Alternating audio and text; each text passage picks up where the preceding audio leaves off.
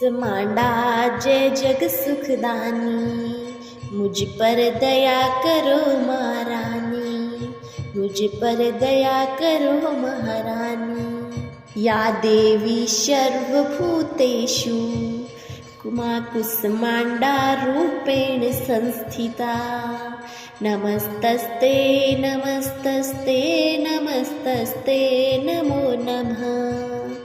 जय माता दी। आज शारदीय नवरात्रा का चौथा दिन है। आज अश्विन मास के शुक्ल पक्ष की चतुर्थी तिथि है।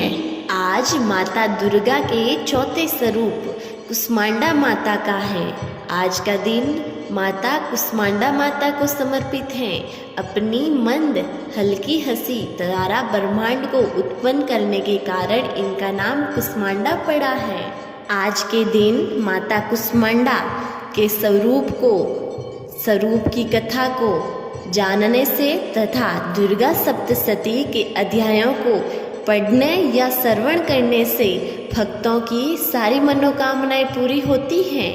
उनके चारों तरफ फैली हुई नकारात्मकता समाप्त होती है और धन और वैभव की प्राप्ति होती है और सभी निर्धनताएं दूर होती हैं। तो प्रिय भक्तजनों, आप सभी पूरी श्रद्धा और पूरे मन से आज के दुर्गा सप्तशती के अध्यायों का श्रवण करें। माता दुर्गा का आशीर्वाद आप पर हमेशा बना रहे, ऐसी मैं माँ दुर्गा से प्रार्थना करती हूँ। आज शारदीय नवरात्रा का चौथा दिन माता दुर्गा के स्वरूप कुष्मांडा माता को समर्पित है। अपनी मंद हल्की हंसी द्वारा ब्रह्मांड को उत्पन्न करने के कारण इनका नाम कुष्मांडा पड़ा। नवरात्रा में चौथे दिन कुष्मांडा देवी के स्वरूप की उपासना की जाती है। इस दिन साधक का मन अनाहत चक्र में स्थित होता है, अतः पवित्र मन से पूजा उपासना के कार्य में लगाना चाहिए। माँ की उपासना मनुष्य को स्वाभाविक रूप से भवसागर में पार उतारने के लिए सुगम और श्रेष्ठकर मार्ग है। माता कुष्मांडा की उपासना मनुष्य को अधिव्याधियों से विमुक्त करके उससे सुख समृद्धि और उन्नति की ओर ले जाती है। अतः अपनी लौकिक पारलौकिक उन्नति चाहने वालों को कुष्मांडा माता की उपासना में हमेशा तत्पर रहना चाहिए। दुर्गा सप्तशती का 5वां अध्याय, देवी की स्तुति, अंबिका के रूप की प्रशंसा। प्राचीन काल में शुभ निशुभ नामक 2 राक्षसों के बल के मद से भरकर इंद्र त्रिलोकी का राज्य और यज्ञों का भाग छीन लिया। तत्पश्चात इन दोनों असुरों ने सूर्य, चंद्रमा, कुमेर, यम और वरुण के अधिकार को भी छीन लिया। वायु और अग्नि के अधिकार भी छीनकर सब देवताओं को उनके राज्य से निकाल दिया। इस प्रकार देवतागण दोनों राक्षसों से पराजित होकर तथा स्वर्ग से निकाल दिए जाने पर अपराजिता भगवती देवी का स्मरण करने लगे। वे सोचने लगे कि भगवती देवी ने हमें पहले वरदान दिया था कि देवी पर विपत्ति आने पर मैं तुम्हारे स्मरण करने पर समस्त आपत्तियों का समूल नाश कर दूंगी। ऐसा सोचकर सब देवता इंद्र के साथ हिमालय पर्वत पर विष्णु की माया देवी की स्तुति करने के लिए गए। देवता बोले, देवी और महादेवी को हम नमस्कार करते हैं, शिव को नमस्कार करते हैं, प्रकृति एवं भद्रा को प्रणाम करते हैं। हम नियम पूर्वक जगदम्बा के स्वरूप करते हैं, रौद्र को प्रणाम है, नित्या गौरी एवं धात्री को बारंबार नमस्कार है। ज्योतिष्नामयी चंद्र रूपिणी एवं सुख स्वरूपा देवी को सतत प्रणाम है। शरणागतों का कल्याण करने वाली एवं सिद्ध रूपा देवी को बारंबार नमस्कार करते हैं। राक्षसों की लक्ष्मी, राजाओं की लक्ष्मी तथा सर्वाणी को नमस्कार करते हैं। दुर्गा देवी को दुर्ग स्थलों को पार करने वाली दुर्गा पारा को सारा सरोकारिणी ख्याति कृष्णा और धूम्र देवी को सदैव नमस्कार है। अत्यंत सौम्य तथा अत्यंत रौद्र रूपा को हम नमस्कार करते हैं। उन्हें हमारा बारंबार प्रणाम है। जगत की आधारभूत करती देवी को बारंबार नमस्कार है। जिस देवी को प्राणी मात्र विष्णु की माया करते हैं उसको नमस्कार है। जो देवी समस्त प्राणियों में चेतना कहलाती है उसको नमस्कार है। जो देवी संपूर्ण प्राणियों में बुद्धि रूप में स्थित है उनको नमस्कार है। जो देवी सब प्राणियों में निद्रा रूप में विराजमान है उनको नमस्कार है। जो देवी संपूर्ण प्राणियों में सुधा रूप में विराजमान है उनको नमस्कार है।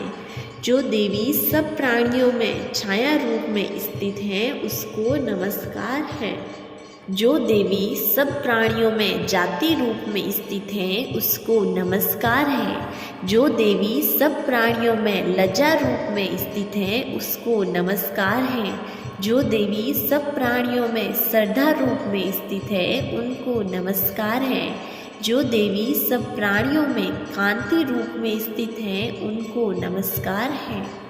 जो देवी सब प्राणियों में लक्ष्मी रूप में स्थित है उनको नमस्कार है। जो देवी समस्त प्राणियों में वर्ती रूप में स्थित है उनको नमस्कार है। जो देवी समस्त जीवों में स्मृति रूप में विराजमान है उनको नमस्कार, उनको बारंबार नमस्कार है। जो देवी समस्त जीवों में दया रूप में स्थित है उनको नमस्कार है, उनको बारंबार नमस्कार है। जो देवी समस्त जीवों में दृष्टि रूप में स्थित है उनको नमस्कार है। जो देवी समस्त जीवों में मात्र रूप में स्थित है उनको नमस्कार है। जो देवी सब जीवों में भ्रांति रूप में स्थित है उनको नमस्कार है। जो देवी सभी प्राणियों की इंद्रियों में अधिष्ठात्री हैं उसी प्रकार सब में व्याप्त हैं उस देवी को बारंबार नमस्कार है। जो देवी चैतन्य रूप में इस संसार में व्यापक हैं उनको बारंबार नमस्कार है। पूर्व काल में देवताओं ने अपना अभिष्ट फल पाने के लिए जिस भगवती की स्तुति की है और देवराज इंद्र ने बहुत दिनों तक जिसका सेवन किया है वह कल्याण की साधना भुजा ईश्वरी हमारा कल्याण करे तथा सारी विपत्तियों को नष्ट करे। राक्षसों द्वारा पीड़ित हम सब देवताओं उस परमेश्वरी को प्रणाम करते हैं जो भक्तिपूर्वक स्मरण करने पर तुरंत ही सब विपत्तियों को नष्ट करने की क्षमता रखती है। वह जगदम्बा इस समय हमारा कल्याण करके हमारा संपूर्ण विपत्तियों को दूर करने की कृपा करे। महर्षि वेदा बोले, हे राजन, इस प्रकार जब जब देवता की स्तुति कर रहे थे तो उसी समय देवी पार्वती गंगा में स्नान करने के लिए आई। उस समय पार्वती जी ने देवता से कहा कि आप लोग इस समय किसकी स्तुति कर रहे हैं। तब उनके शरीर कोश से प्रकट होकर शिवा बोली, ये देवता शुभ दैत्य द्वारा निष्कासित एवं संग्राम में निशुभ दैत्य से पराजित हुए मेरी स्तुति कर रहे हैं। पार्वती जी के शरीर में कोश से उसी समय अंबिका देवी प्रकट हुई जो समस्त लोगों में कौशिकी नाम से प्रसिद्ध हुई।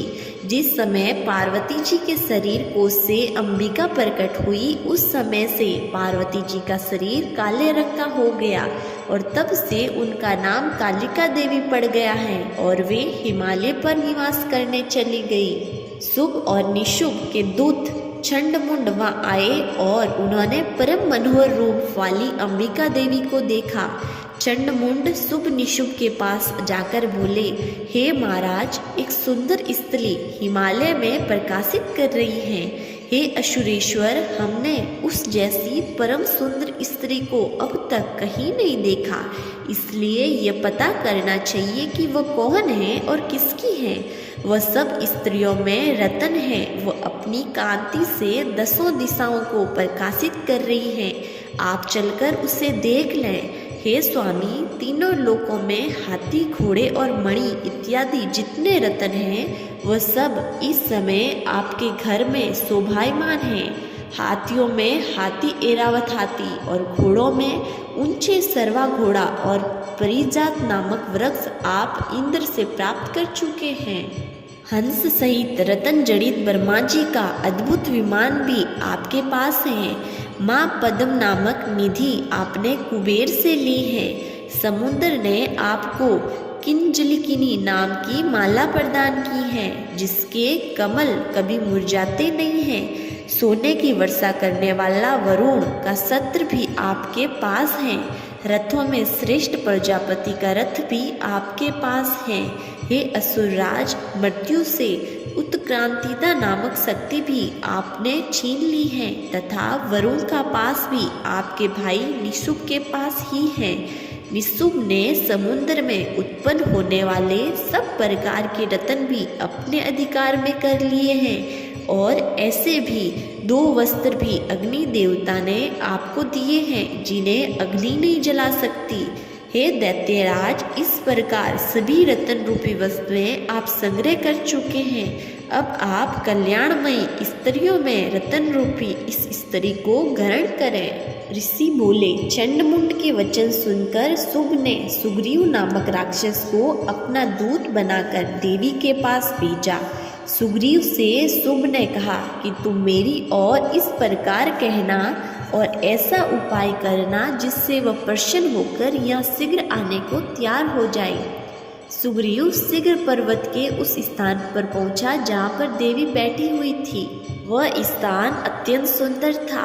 वहाँ पहुंचकर सुग्रीव ने मधुर वाणी में देवी से कहा, हे देवी, दैत्यों के राजा शुभ ने, जो तीनों लोक के अधिपति हैं, मुझे आपके पास भेजा है। उनकी आज्ञा का उल्लंघन करने का साहस किसी भी देवता में नहीं है तथा राक्षसों के समस्त शत्रुओं पर उन्होंने विजय प्राप्त कर ली है। उन्होंने आपके लिए संदेश भेजा है कि तीनों लोकों पर मेरा अधिकार है। सब देवता मेरे अधीन हैं। यज्ञ के सब भागों को अलग अलग मैं ही ग्रहण करता हूँ। तीनों लोकों के उत्तम रत्नों के हम स्वामी हैं। इंद्र का ऐरावत हाथी भी हमारे पास है। समुद्र मंथन से उत्पन्न हुआ उच्चे सर्वा नामक घोड़ा भी देवताओं ने हमें भेंट कर दिया है। देव, गंधर्व एवं नागों के पास जितनी भी रत्न रूपी वस्तुएं थी, वे सब अब मेरी हो चुकी हैं। आप भी स्त्रियों में एक रत्न ही हैं, इसलिए आपको भी हमारे पास आ जाना चाहिए, क्योंकि मैं रत्नों का भक्त हूँ। अब मैं यह तुम पर छोड़ता हूँ कि तुम मेरे साथ या मेरे पराक्रमी भाई निशुभ के साथ विवाह कर लो। यदि तुम मुझसे विवाह करोगी तो अतुल महान ऐश्वर्य को प्राप्त करोगी। महर्षि मेधा ने कहा। दूत के ऐसा कहने पर भगवती दुर्गा मन ही मन मुस्कुराई और इस प्रकार बोली, हे दूत, तुमने जो कहा वह सब सत्य है, इसमें किंचित मात्र भी झूठ नहीं है। शुभ इस समय तीनों लोगों का स्वामी है और निशुभ भी उसी भी भांति पराक्रमी है, परंतु मैंने एक प्रतिज्ञा कर रखी है। वह प्रतिज्ञा यह है कि मुझे जो युद्ध में हरा देगा और मेरे इस अभिमान को खंडित कर देगा तथा बल में जो व्यक्ति मेरे समान होगा वही मेरा पति होगा। इसलिए शुभ निशुभ में से जो भी मुझे युद्ध में हरा देगा, मैं उसी से विवाह कर लूंगी। मेरा यह संदेश उन तक पहुंचा दो। दूत सुग्रीव बोला, हे देवी, आप अभिमान से भरी हुई हो। मेरे सन्मुख ऐसी बातें न करें। इस त्रिलोकी में तो मुझे कोई ऐसा दिखाई नहीं देता जो शुभ निशुभ को हरा सके। जब देवताओं में से कोई शुभ निशुभ के सामने न ठहर सका, तो फिर तुम जैसी कम नई स्त्री भला रणभूमि में उसका मुकाबला कैसे कर सकेगी। तुम मेरा कहना मानकर शुभ निशुभ के पास चली जाओ। ऐसा करने से तुम्हारे गौरव की रक्षा होगी, अन्यथा जब वे तुम्हारे केस पकड़कर तुम्हें घसीटते हुए ले जाएंगे, तब तुम्हारा गौरव नष्ट हो जाएगा। देवता बोले, शुभ निशुभ बड़े बलवान हैं, यह ठीक है, परंतु मैं अपनी प्रतिज्ञा से बंधी हुई हूँ, इसलिए तुम जाओ और मैंने जो कुछ कहा है वह आदरपूर्वक असुर राज से कह दो। इसके पश्चात वे जो उचित समझे करें। दुर्गा सप्तशती का 6वां अध्याय। धूम्रलोचन वध। ऋषि बोले, देवी की बात सुनकर दूत सुग्रीव क्रोध से भरकर असुर सम्राट शुभ के पास पहुंचा और देवी की सारी बातचीत विस्तार पूर्वक बता दी। दूत की बात सुनकर शुभ क्रोध का पारावार न रहा और दैत्य सेनापति धूम्रलोचन से बोला, तुम शीघ्र अपनी सेना को लेकर जाओ और उस दुष्टा के केसों को पकड़कर घसीटते हुए यहाँ ले आओ। यदि उसकी रक्षा करने के लिए कोई देवता, यक्ष या गंधर्व आए तो उसे भी मार डालना। महर्षि मेधा बोले, आज्ञा पाते ही धूम्रलोचन 60,000 असुरों की सेना लेकर चल दिया। वहां पहुंचकर उसने हिमालय पर्वत पर विराजमान देवी को देखा और ऊंची आवाज में बोला, अरे तुम अभी शुभ निशुभ के पास चल। यदि प्रसन्नतापूर्वक मेरे स्वामी के पास नहीं चलेगी तो स्मरण रख कि मैं तुम्हारे बालों को पकड़कर घसीटता हुआ बलपूर्वक ले जाऊंगा। देवी बोली, दैत्यराज शुभ ने तुम्हें सेना लेकर मुझे बलपूर्वक लाने के लिए भेजा है। यदि तू मुझे बलपूर्वक ले जाएगा तो मैं तेरा क्या कर सकती हूँ। ऐसा कहने पर धूम्रलोचन देवी जगदम्बा को पकड़ने के लिए झपटा तो देवी ने अपनी हुंकार से ही धूम्रलोचन को भस्म कर डाला। यह देखकर असुर सेना क्रोध से भरकर अंबिका देवी की तरफ लपकी, परंतु देवी ने उन पर तीखे बाणों, शक्तियों तथा फरसों की वर्षा आरंभ कर दी। इधर देवी दुर्गा का वाहन शेर भी कुपित होकर भयंकर आवाज करता हुआ असुरों की सेना पर उछल पड़ा। शेर ने कई असुरों को पंजों से, कई को जबड़ों से, कई को धरती पर पटक पटक कर अपनी डाढ़ों से घायल करके मार डाला। उसने अपने नखों से कितने ही असुरों के पेट फाड़ डाले और कितने ही असुरों के सिर धड़ से अलग कर दिए। वह दैत्यों को पेट फाड़कर उनका रस चूसने लगा। क्षण भर में ही देवी के वाहन शेर ने राक्षसों की सारी सेना का संहार कर डाला। शुभ को जब यह समाचार मिला कि देवी ने धूम्रलोचन को मार डाला है और उसके वाहन शेर ने सारी सेना को मौत के घाट पहुंचा दिया तो उसे बड़ा क्रोध आया। उसने चंडमुंड को आज्ञा दी कि तुम बहुत बड़ी सेना लेकर वहां जाओ और उस स्त्री को पकड़ कर ले आओ। यदि उससे युद्ध करना पड़े तो सारी असुर सेना मिलकर उसे मार डालो। उस दुष्टा की हत्या होने पर तथा सिंह के मारे जाने पर वह स्त्री जिस दिशा में भी पड़ी हो उसे बांधकर शीघ्र लौटो। तो प्रिय भक्तजनों, ये थे आज यानी शारदीय नवरात्रा के चौथे दिन की दुर्गा सप्तशती के अध्याय। अगला अध्याय यानी चंडमुंड का वध नवरात्रा के 5वें दिन सुनेंगे, यानी आपको कल इसी समय ये वीडियो मिल जाएगी।